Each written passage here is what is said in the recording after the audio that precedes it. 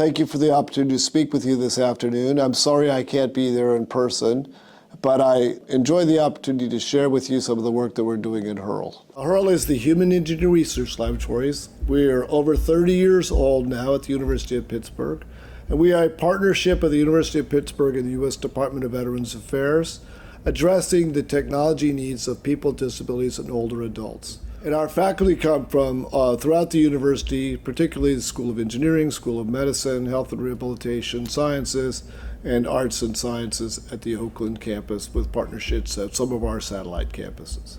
This is HERL's mission and vision to transform the lives of people with disabilities and Americans and people around the globe. So the National Council on Disability is a federal agency that advises the President of the United States. And I like this quote from one of their more recent reports that aligns with HERL's philosophy and I hope will align with Pitt's philosophy in its plan for Pitt. Several reports from the National Academies of Science, Engineering, and Medicine, as well as published papers by faculty at HERL, have shown that technology promotes social mobility, health, and participation. Our philosophy is to produce a participatory action design, engineering, and research approach, or PAID-R approach.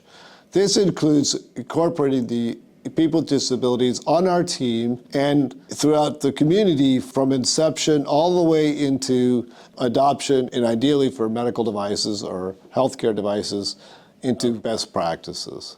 These are HERL's 5 primary domains of research. 4 of them are technical domains, and I will go into them a little bit further as we go into this presentation. The one I find most interesting is the 5th domain, of participatory action, design, and research, where consumers and caregivers and family members identified knowledge translation, education, and standards as important areas, as well as research and development. Although I don't have the time to go over all of the 75 or more projects that we have at HERL, I will go through a few.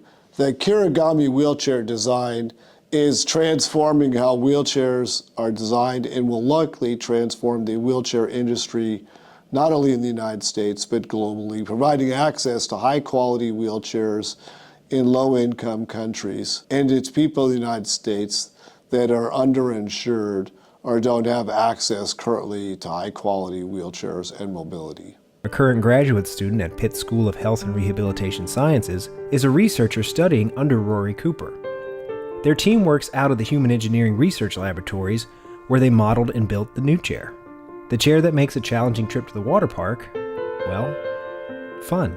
I like to have the freedom to run around. It was rewarding to see just how he lit up and the enjoyment that he got out of going through the sprinklers and the water. He wants to be independent.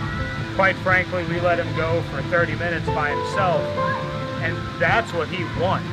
And Rory thinks children without disabilities who witness this independence will be influenced too. That's the kind of experiences you want kids to have so that when they grow up, they don't have those biases and they can say, hey, I've seen people with disabilities do it just like I have. This is our mobility enhancement robotic wheelchair. In the picture, you'll see Drs. Kim and Drs. Kandiati. Dr. Kim in the wheelchair is an individual with high-level tetraplegia.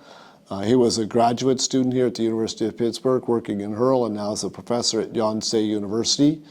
And Dr. Kandiati is also a graduate of the Swanson School of Engineering as well as the SHRS and is a faculty member in HERL now.